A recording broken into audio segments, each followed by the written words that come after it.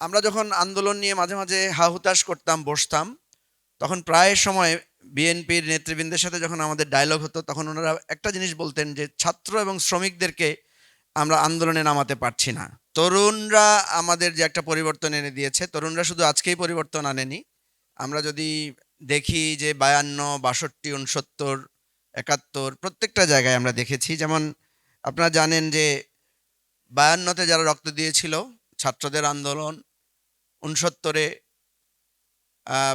আসাদের মৃত্যু বা আত্মদান,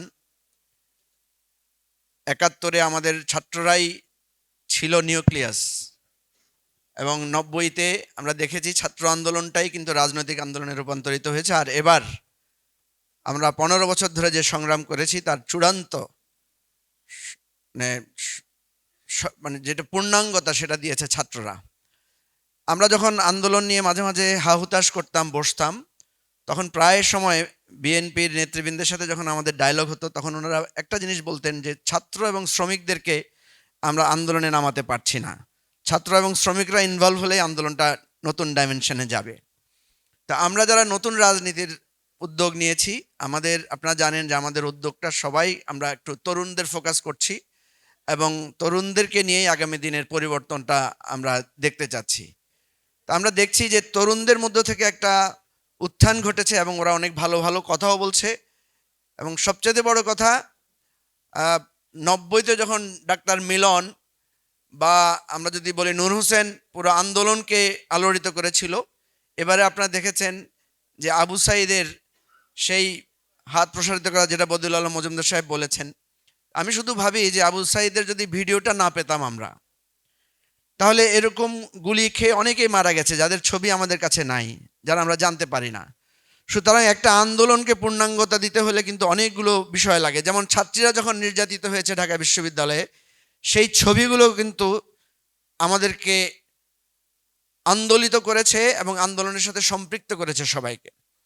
তো সাঈদ আব্দুল্লাহ যে প্রশ্নটা করেছে যে আমরা তরুণদের জন্য কিভাবে ভাবছি, আমরা আমাদের রাজনৈতিক নেতৃত্বে তরুণদেরকে অংশগ্রহণ করাতে চাই, এবং আমরা মনে করি যে আজকের যে নতুন বাংলাদেশের স্বপ্ন আমাদের, সেই স্বপ্নটা আমরা তরুণদেরকে দিয়েই পূর্ণ করব। কিন্তু এখন এটা কি কথার কথা? এটার জন্য বাস্তবায়ন কি হবে?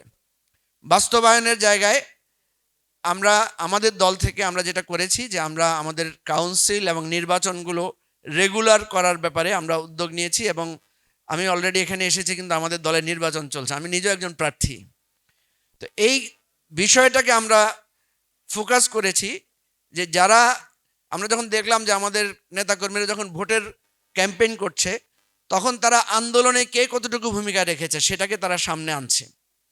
সুতরাং আজকে আপনারা দেখবেন যে আমরা যখন তরুণদেরকে অন্তর্ভুক্ত করেছি আমাদের এই অন্তর্বর্তীকালীন সরকারে, সেখানে কিন্তু সবার দৃষ্টি তরুণদের দিকে। কালকে আমরা একটা অনুষ্ঠানে ছিলাম, এখানে অনেকেই আমরা সেখানে ছিলাম। সেখানে ছাত্রদের পক্ষ থেকে একজন বলছিল যে আমাদের কাছে সরকারি কর্মকর্তারা অনেক সময় বলে যে একজন সমন্বয়ককে দিয়ে যদি ফোন করান তাহলে খুব ভালো হয়, মানে তদবিরের জন্য আর কি।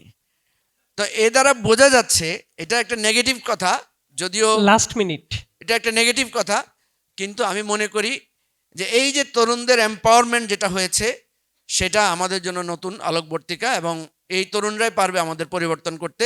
তারুণ্যের হাতে আমাদের নেতৃত্বকে আমরা সঁপে দিব, এবং বাংলাদেশকে আমরা নতুন করে গড়তে চাই। সবাইকে ধন্যবাদ।